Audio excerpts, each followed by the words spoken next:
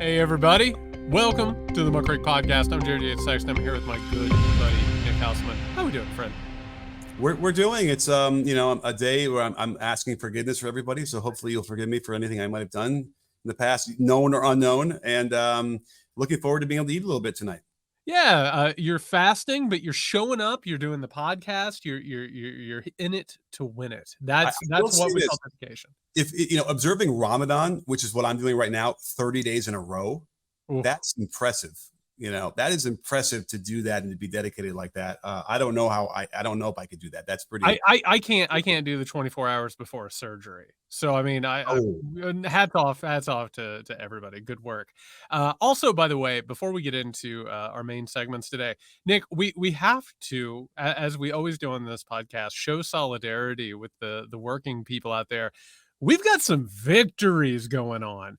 The Writers Guild took the studios and demolished them. They waited them out for 5 months. They came back to the table. They crawled back, begging the Writers Guild to work with them.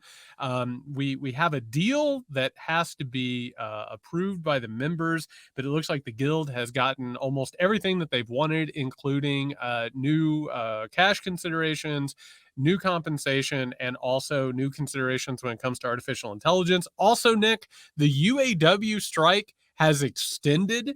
It's now in over 20 states against GM, Ford, and Stellantis. All I can say is solidarity, solidarity, solidarity. I don't want to rain on your parade a little bit, but it's not like, these kind of things are short-term 3-year deals. I'm talking about the writer's strike and their agreement. And it does feel like they scraped and clawed. Just the fact that they were able to kind of get them back to the table. We don't even really know what the terms are yet. I've been doing my back channels, talking to people, and no one was willing to give up any inside information. But it did feel like, if you read the Variety, that there are, some things where they are going to get some good stuff. Now, there was this interesting thing where there was a requirement to have a certain amount of writers on each show. So instead of paying episodic like they used to, like a certain amount for each episode, they were trying to hire really, really cheap writers in the very beginning of the process to kind of write a bunch of scripts all in a row. And then all these, well-established writers were getting squeezed out. So I think that they're going to have some movement on that. And certainly the AI thing is just good for everybody, because we don't want to watch content that's written by AI. Well, and it also sets a precedent. One of the things that has happened in this strike is that whenever there's labor action, and we're old enough to remember over the last few decades that whenever there was a walkout or a lockout or a strike or whatever, there was almost always sort of a feeling out in the ether of a lot of people who were like, they just need to suck it up and get back to work. Right. Yeah. There was like a public perception that like any workers who would do this, like they were stepping on the line and they really should get with it. I think the studio heads really thought that the moment that they went on strike, that like that was going to happen, and it was an immediate pushback. Where we looked around, we talked about the polls on this show, 70-80% of Americans were like, good for you people, good for you, that's what should be happening. The movement right now with labor is overwhelming. You everywhere you look, you see it, you feel it. There's one union after another that's either being set up and or is becoming more and more radical. We even have Joe Biden, who has spent his entire career, Nick, like saying he was there for workers and unions and all of that. Meanwhile, his record has been a little spotty here and there.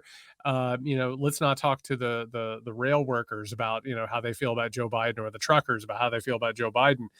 But he felt it politically necessary that he needed to go and walk the line with the striking UAW workers. That's the pressure that happens here. It's not going to necessarily be a Joe Biden or a Democratic Party that's going to push this stuff. It has to come from the workers. It has to come from the ground level. And when you start to feel the momentum shift, that's when things become malleable. That's when you have to start working with this stuff, and it becomes something that people have to deal with. And we've entered into that territory. And you're exactly right. When it comes to the writers, this is a stake in the ground when it comes to artificial intelligence, which is coming for all of us. Eventually, we're all going to have to deal with this or have conversations about this. What's going to happen? What are the considerations? This is a start. You're right. It's not a total victory. I'm pretty pumped up about it, but this is a good start. Well, and before I forget, the biggest victory they had was that there looks like there's going to be some formula for Yep. residuals like on Netflix, that is the biggest victory. Now, the problem is nobody's ever transparent. They're not going to get the numbers, so they're going to have to rely on Netflix to tell them how many views their shows are getting. And that's going to be an interesting thing. It probably along the lines of like, is Iran developing nuclear weapons? We don't know. Are they, are they being observed or not? We got to find out whether or not that's what those numbers really are. But it is a movement and a victory in terms of that. On that note, I want to say two things about what you just brought up, which is absolutely perfect. First things first is that much like in Major League Baseball and in other professional sporting leagues, every owner who is absolutely awash in billions of dollars will turn out their pockets and just be like, I don't have anything. I'm barely able to keep the lights on. I don't know what to tell you. Then all of these streaming giants, right? They're like, we have the biggest conglomerate corporation monopolies that have ever existed in the history of media. We just can't figure out how to make it work. Oh no, boo-hoo. Oh God, you have everything. You can't figure out how to make it work. That sounds like a you problem to me. If you and this is coming from somebody, and I don't know how you feel about it. Maybe it's my TV, maybe it's my Roku. I can't make Netflix work for shit. It doesn't work. None of these systems work. They all suck. They don't operate. They're constantly freezing up. Like, they can't make this profitable. They can't make it function. Guess what? Maybe you shouldn't have these major monolithic corporations. And you're going to sit here and be like, well, maybe we'll have to break up. Good. I hope you do have to break up like a big pile of Tinker Toys. I hope your big, disgusting corporate monoliths absolutely fall apart and you have to pick up the pieces. Good. But that's not what's going to happen. It's going to be the opposite. They're going to continue to partner. Hulu and Disney Plus are going to merge. You're going to see all those things. They're going to charge more for that. And I don't know why. I don't have a problem with Netflix. It seems to work fine with me. But I do feel like there are costs that Netflix has incurred, and especially because they're trying to do deals and get all this new content to get more subscribers.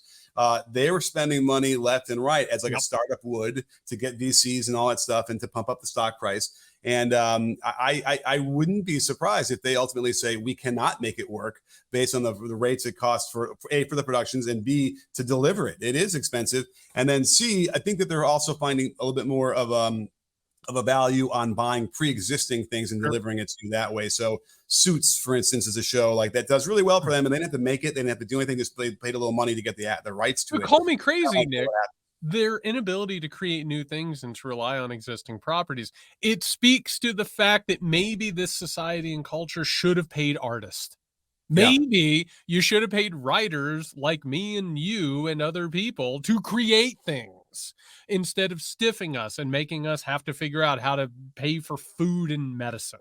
And that's where we get to the whole of this thing. That's the whole ball of wax. And so the answer is Netflix probably shouldn't be a studio. Like, they shouldn't be financing and trying to develop their own shows. They should simply, maybe buy them and then have them on their platform. But we've gotten some really great shows that way. And so it's at some point they might figure it out. We need some sort of technology shift as well to figure out how to get high quality video across the lines to our, cheaper and faster and all that stuff. I think if they could figure that part out, we need another round of aliens dropping down and giving us a little extra Promethean.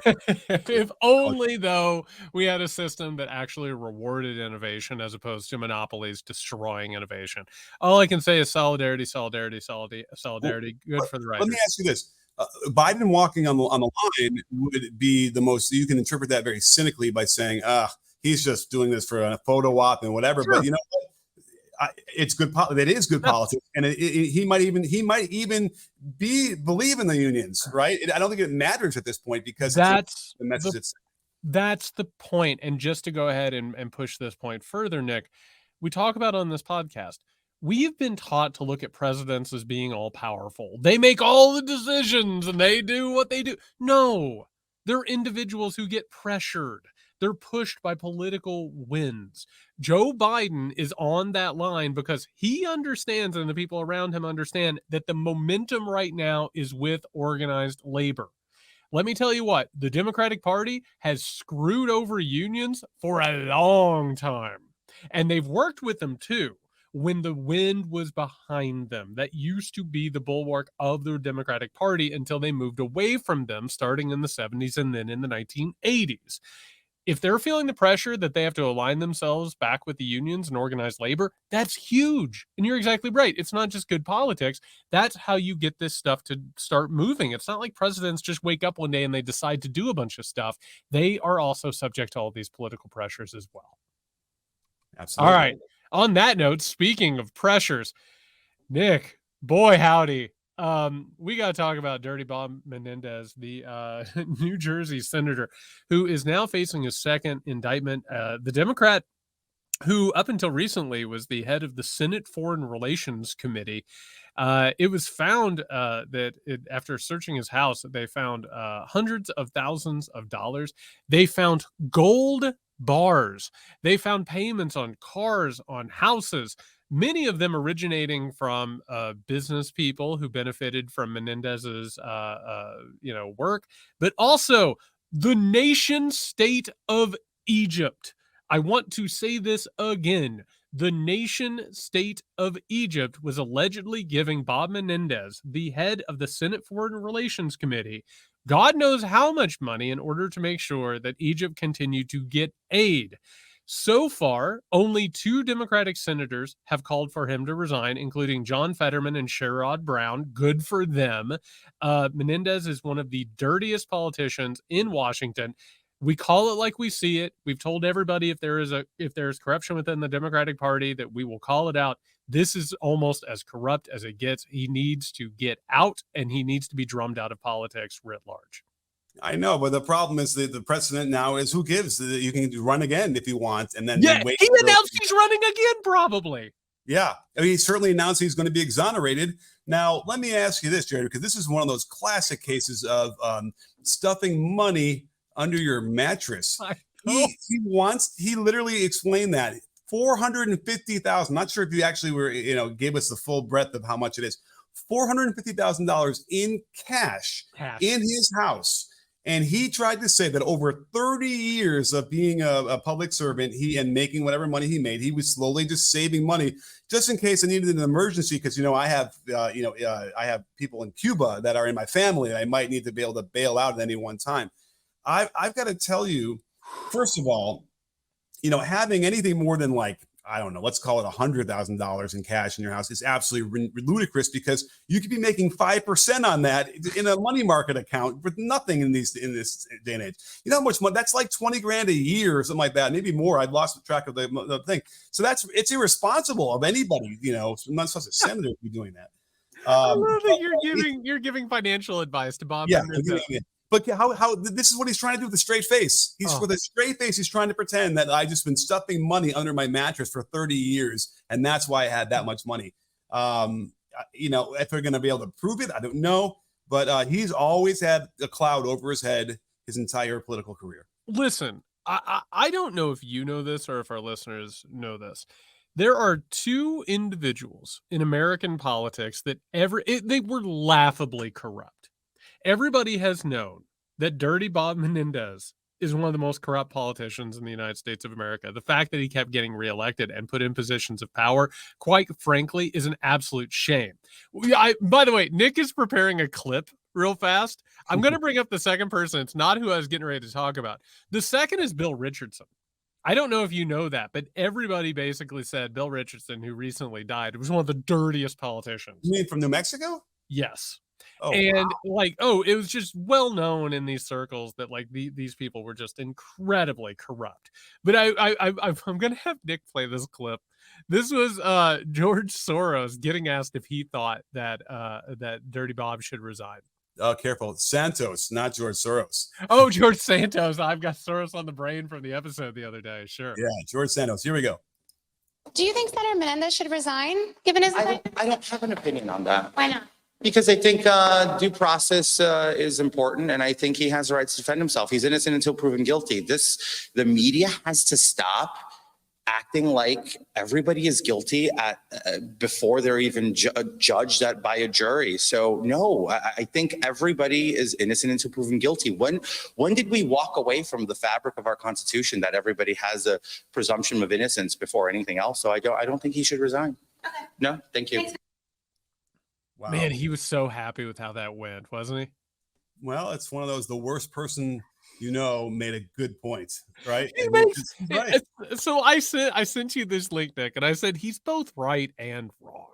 One, yes, we have a presumption of innocence in this country, which means that like you get charged with crimes and then you're going to have a trial and we'll see what happens. That doesn't necessarily extend to when you are a senator. Like when you get found with gold bars that the nation state of Egypt gave you to make sure that their billions of dollars of aid were going to continue flowing. Like Santos, and I love that Santos is just like, he's getting up on his moral and ethical high horse. There's also, you can see this on YouTube if you watch our podcast on YouTube, but if you're just listening to this, one of his aides is in the background and she is just eating it up. She's like, absolutely. Thank you, George, for telling it like it is. You nailed it. Like, it's so funny that Santos is coming out, like, in order to stand up for Dirty Bob. It's incredible.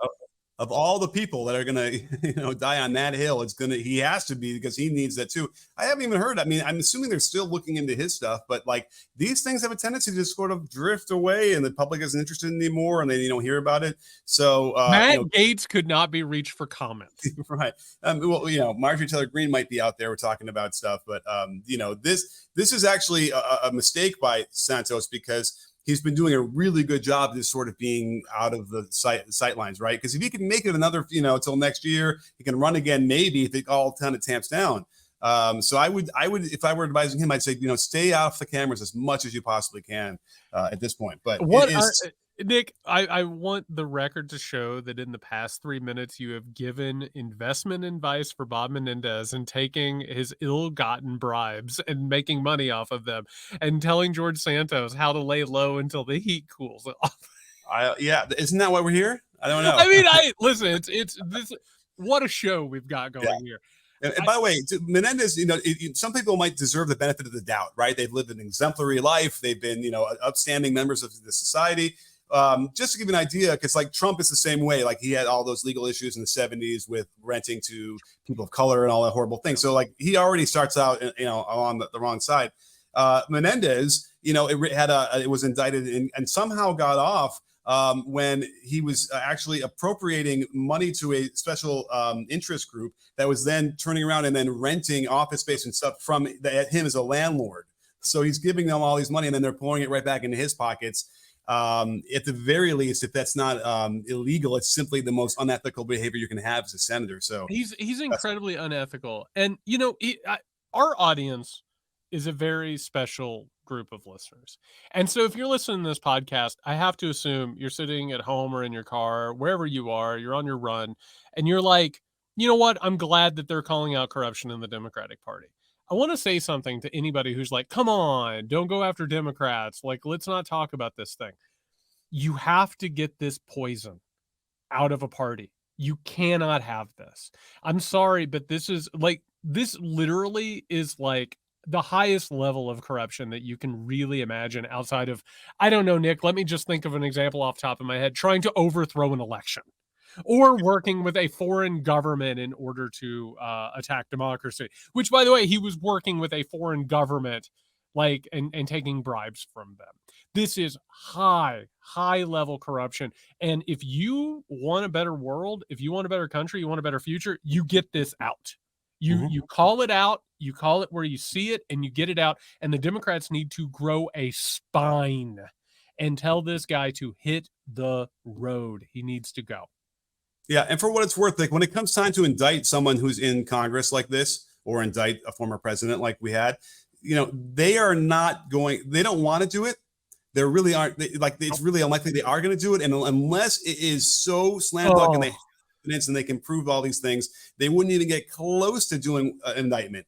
So you have to understand, like in the context there, like when you see those numbers, indictments tend to be 90%, whatever they get their convictions. It's because of that, and so you have to imagine they would never have gotten close to this with Menendez if they didn't know there isn't a shred of he's not getting off on this one.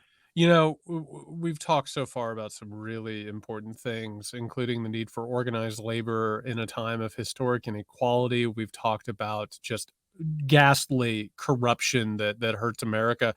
Nick, it's time to talk about the real issue, like the real hard hitting issue, the thing that we have to discuss today, which is that the Senate has relaxed its dress code because John Fetterman wants to wear hoodies and shorts. I tell you this again, John Fetterman has led to the Senate relaxing its dress code. It has unleashed hell, Nick. People are losing their minds of all political stripes. They think this is ghastly and awful. And yet here we are. John Fetterman has relaxed the dress code in the Senate. I assume, like me, you are horrified by this and you demand satisfaction. I have gone actually a couple different ways on this as I've been thinking about it. My first instinct, which is perhaps the one you're supposed to listen to, right? Is the first one was, whatever, like let whatever. him. But I do feel like you probably should have to wear some, even if it's just business casual, you should have to wear at least that. Why? It's a good question. What's interesting? Somebody parked their car in front of my house on the street and they put a cover on it. And I was like, outraged. And it was there for like 5 days. Apparently there's a law that says you can't park more than 3 days in a row within whatever.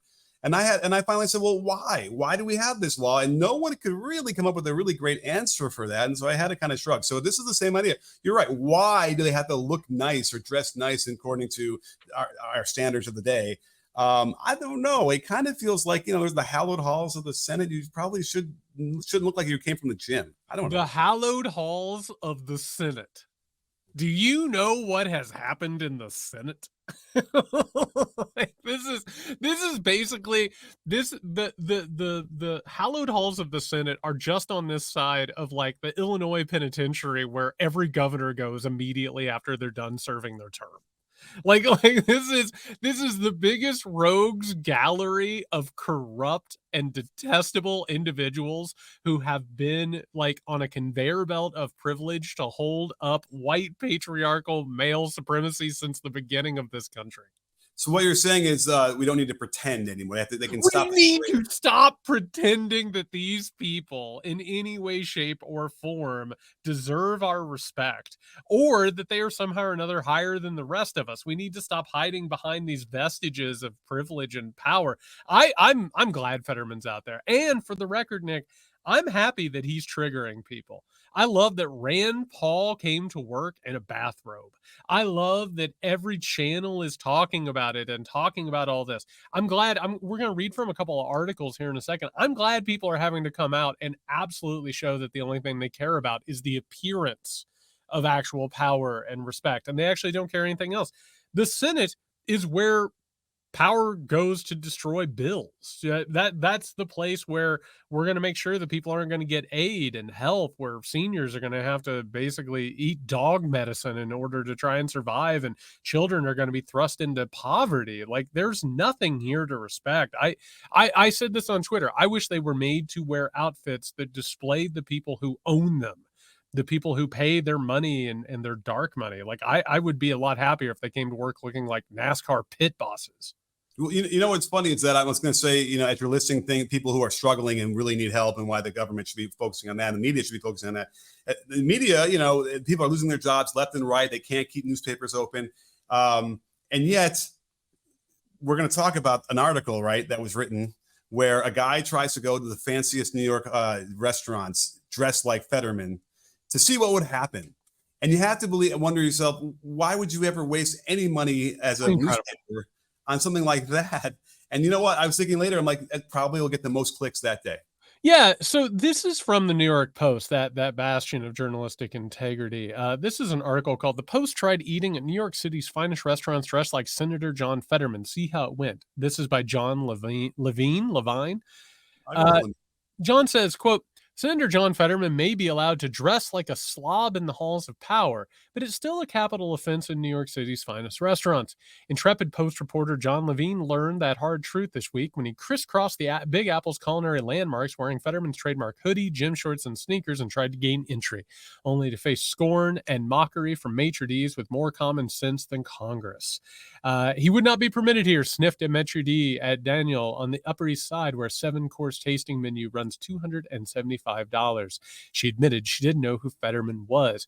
And then from there, Nick, it's just like tasting menus and 10-course meals that cost thousands of dollars, to which the entire point of this article is that John Fetterman doesn't belong in the Senate. He's not one of them. He's not one of the elite. And the fact that Pennsylvania deigned it to put him in there in what was basically a landslide, like, it speaks poorly on their part, because the Senate is supposed to be for elites. And that's the entire point of this article. And it gives up the game. It gives up the game about what the Senate is and what it has always been and what these people actually want from it. I mean, it's part of me feels like it's the tan suit all over again to some degree. But it's also right. I mean, and by the way, Real fast, Nick, I want to point something out. The problem wasn't that Obama wore a tan suit. It's that Obama had tan skin. That was the problem. Like, it wouldn't have mattered what he wore. It was the fact that he was a black man who became president of the United States of America. You know, right. It was a tan, but also there wasn't. It was a tan suit. It's a specific time of the year, right? It wasn't even like you couldn't wear its tan suit when it's before late. I don't even know what those rules are. They don't exist anymore. I don't even think there are rules on that. Yeah. So I agree. I mean, listen, I am the guy that lives in Los Angeles, and I can go in a hoodie and shorts to almost every nice restaurant in LA. There might only be I can't believe there may be more than a few tops, a couple that would maybe refuse me entry. Seriously, because we don't have dress codes like that out here. But I hear you. I don't know. Part of me feels like, yeah, maybe they should wear something a little bit nicer than just the gym attire. But I hear you. I'm not going to push back on it. I want to be honest with you. I reached a point, and this has to do a lot with my disgust with systems of power and a lot of what they expect out of people.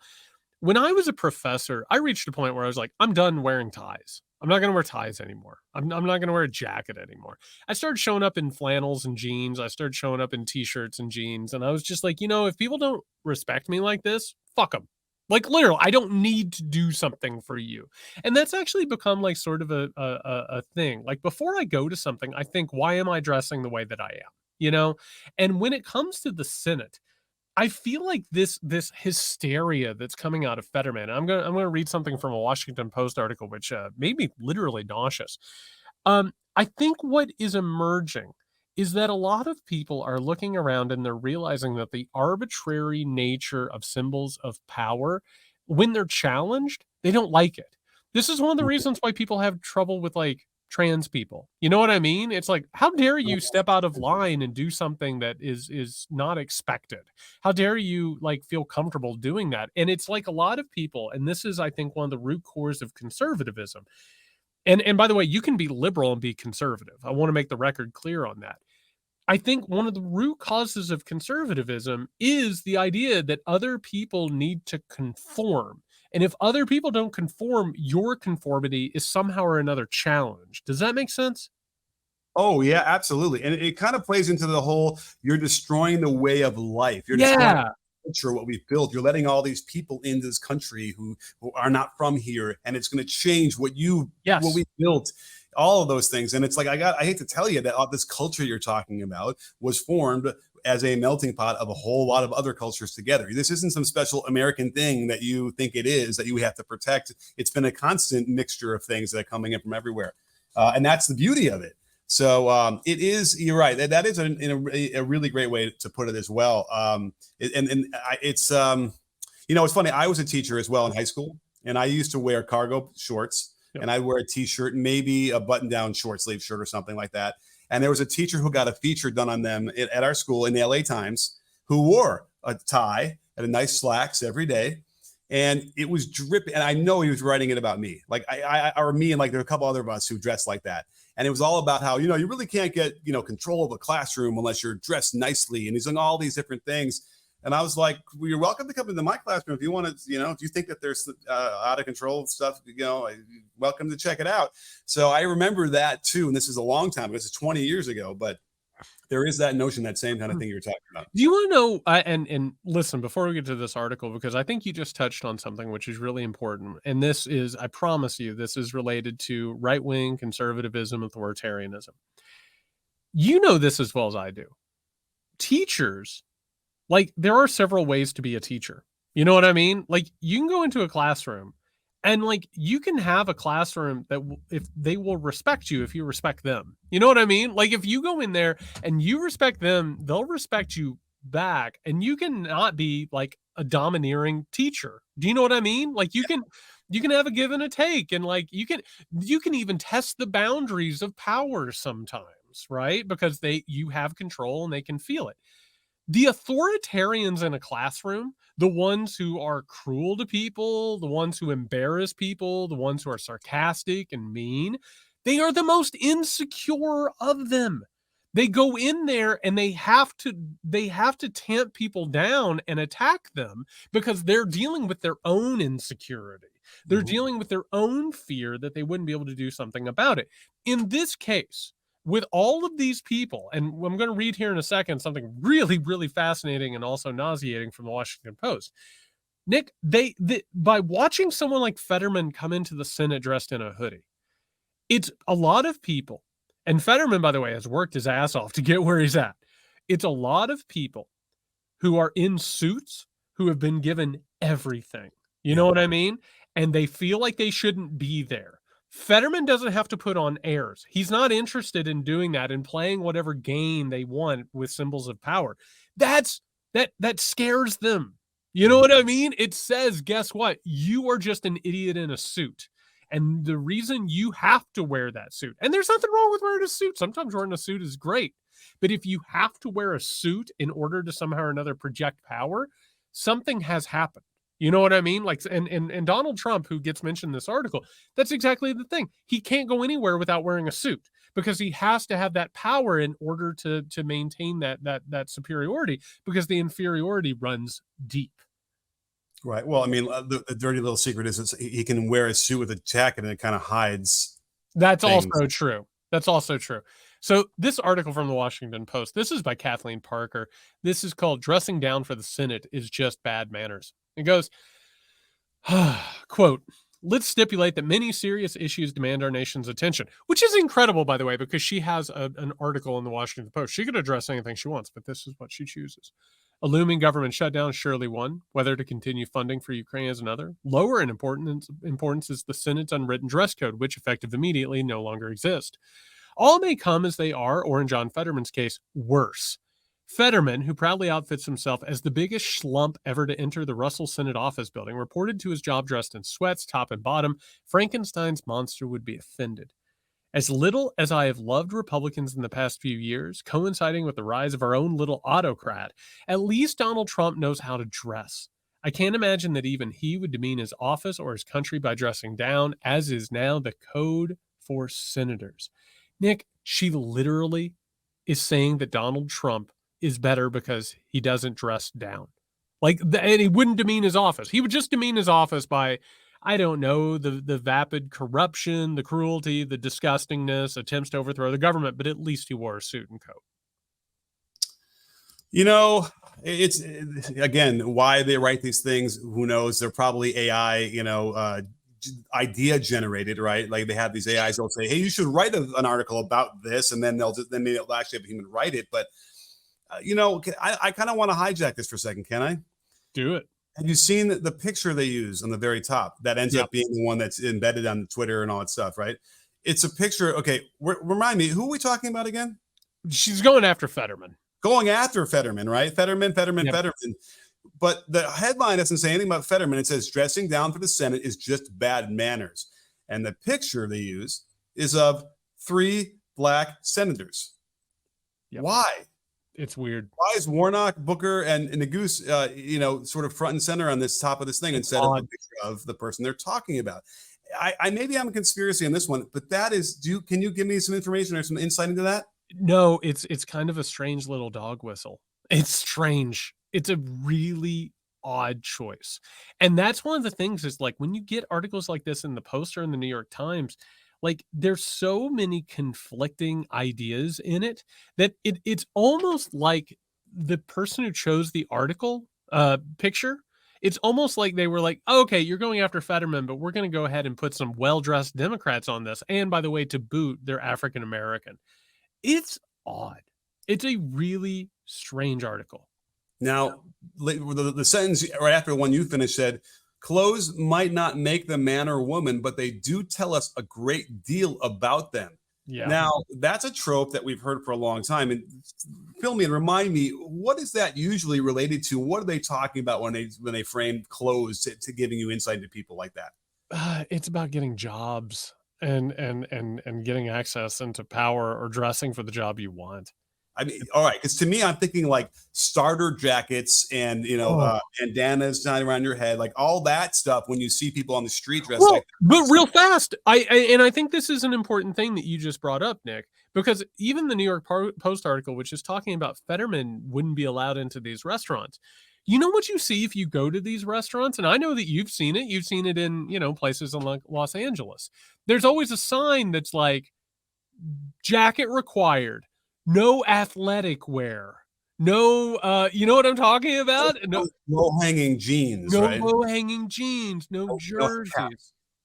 The Yeah. entire point is that these arbitrary decisions about like what is being allowed in the halls of power, it's a quiet and subtle way to say we're just upholding standards. But really what it's about is holding the riffraff out. You know what I mean? It's saying there are certain people who deserve to be here. And there are choices that you make that either allow you in or don't allow you in. You can either assimilate and be part of the club, or you're on the outside and you're also ostracized from power. John Fetterman deciding to wear just what normal human beings wear out in the world, it is more or less one of the bigger offenses that they can imagine. And that's right. Like that, it is about withholding power and gatekeeping. That's what this whole thing has always been about. Yeah, and we can't get away from it. It's really It's frustrating. awful.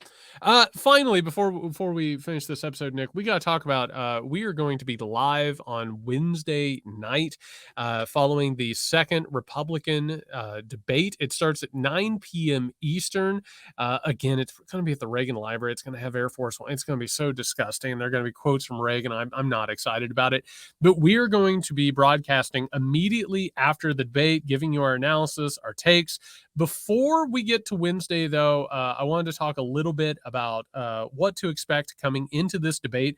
The first one was a fascinating watch. It told us a lot about where the Republican Party is going, what is happening. I think we both agreed coming out of it that Vivek Ramaswamy sort of stole the spotlight while giving sort of a glimpse of what the Republican Party might become. Ron DeSantis kind of quote unquote won by not crying all over himself and not totally embarrassing himself. Mike Pence had moments. It was quite a strange little situation. Going into Wednesday night's affair, Nick, what are you expecting? Who do you think has to show up? What are your initial thoughts and predictions? Well, what's interesting, and at least the way I've been observing since the last debate, it's Vivek has been the guy who's maintained his position in the news, constantly being interviewed and getting sound bites out there. They're doing a really good job. They've been doing a great job since he started, really, from a guy who really had no political background. DeSantis, I haven't heard from him. I haven't seen anything about him. Nothing's bubbled up in my view. Nothing had ever bubbled up with our former vice president either, in a way that I'm not surprised. But again, nothing.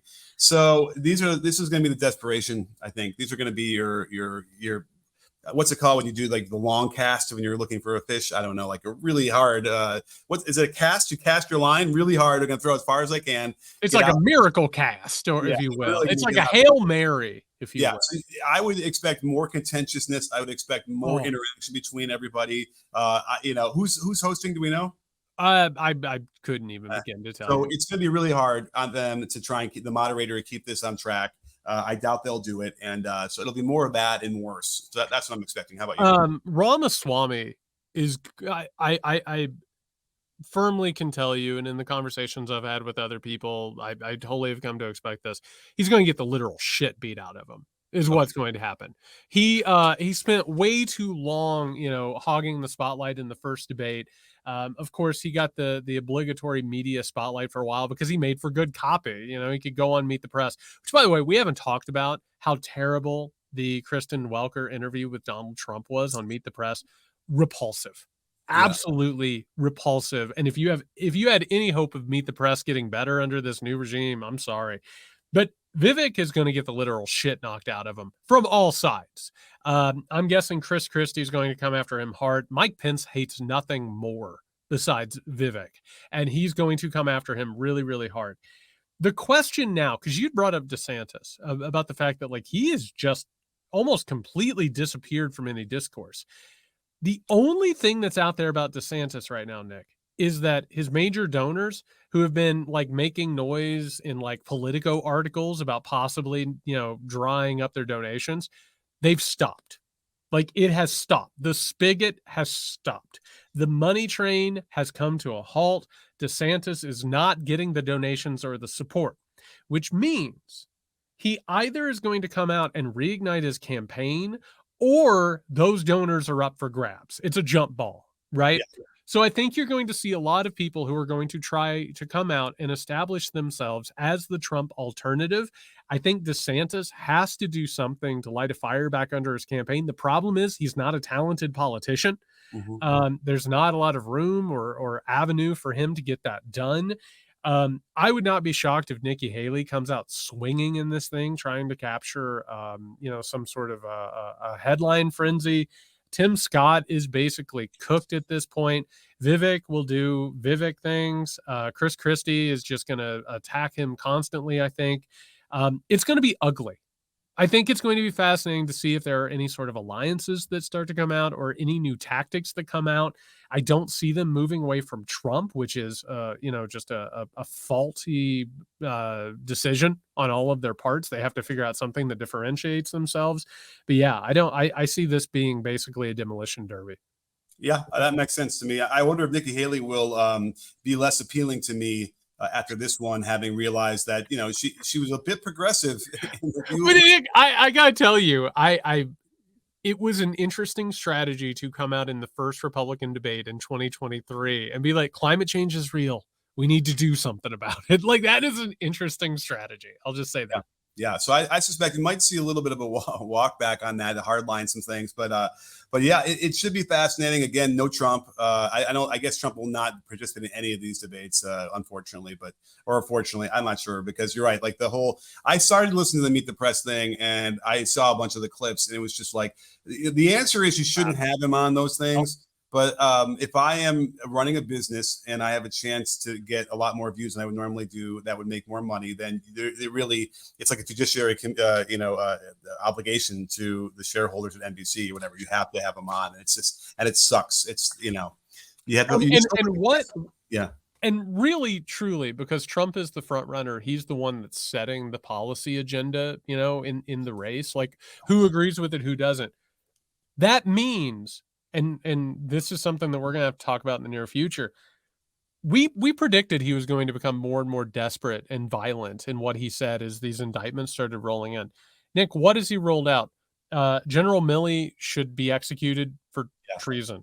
MSNBC and CNN should be reined in by the government and maybe destroyed. I mean, it's getting not just unhinged, it's getting violently unhinged. Did you see that he was in South Carolina buying a Glock handgun? I mean, it's taking a turn, which means really as the front runner, the conversation at this debate should be people having to respond to this and say if they agree with him, which will only sort of create more and more of an echo chamber going forward. I mean, there's no jumping off this crazy train at this point. It's only going to speed up. And just to give you some context for this, the First Amendment is so important to the right. They really want that right back. They feel like it's being, stymied because they can't say what they really want to say. But are you aware of the order with which they're laid out, which freedoms you have in the First Amendment? I mean, it's religion is first, press is second, and then speech. So the press is supposed to have that freedom. And that's why it was so dangerous when the norms were changed, when Trump comes in, and maybe before that, when people started smearing like CNN as the fake news and that kind of stuff. You know, anybody who read that who's a Trump fan, and there are a lot of them, would instantly say, of course, CNN needs to be sanctioned or needs to be put out of business, and MSNBC, all those things. When in fact, if what they're arguing for, they should be arguing to protect all of those, to report the news and have the freedom of the press that we're supposed to have. It just sort of exposes exactly the hypocrisy of what they're talking about. I mean, listen, would I love to see Fox News go out of business and being dismantled? Yeah. Next best scenario is they had to go to court and they had to settle and they had to pay $750 million, which was, you know, indicative of how bad they were. So it's a real problem. And I don't think there's no self-awareness. They have no idea that they're actually arguing against their own platforms. Well, no, I mean, none of it makes any rational sense whatsoever. It's just violent whipping around, right? And that's what the Republican Party is. There's no like actual center of gravity. It's just violently attacking in a rage in all directions. That's all it is. And that's basically, there's no ability to have a rational conversation. I have to assume they'll talk about, you know, invading and declaring war on Mexico at some point. You know, they'll probably get in a debate on how to best kill immigrants at the border. I mean, that's where this stuff is going. It's only going to become more and more fascistic, and you're going to leave behind all of those rights and liberties. Those things are on the chopping block, and it's not just by accident. They're on the chopping block by design. That's what they're looking for. And that's where all of this rage leads. But it's going to be a mess. And again, you're going to want to come over to patreon.com/Muckrake Podcast in order to watch our post-debate coverage. I'm going to tell you, and Nick, I think you agree as well. And I think the listeners who know, we are doing coverage and analysis that blows everything else out of the water. Like you watch this other stuff, it's really stale and cliche, and it doesn't get in deep into what's going on. Like this type of stuff, I know the Republicans are hard to watch. It's important to keep track of what's going on and what they're discussing. We told everybody where the next couple of weeks were heading. We knew it. We knew what was happening with Vivek. We knew what was happening with the Republican Party, what was going to be the headlines. You got to come over to patreon.com/Muckrake Podcast in order to watch the analysis post-debate. Again, that starts at 9 p.m. Eastern. When that thing goes off, we are going to be over on the Patreon. Come and join us, and we'll go through the whole thing together. All right, everybody, that's going to be it for today. We will be back again Wednesday night following the second Republican debate. That's patreon.com/Muckrake Podcast. In the meantime, you can find Nick at Can You Hear Me SMH. You can find me at JY Sexton. Be safe, people. Be safe.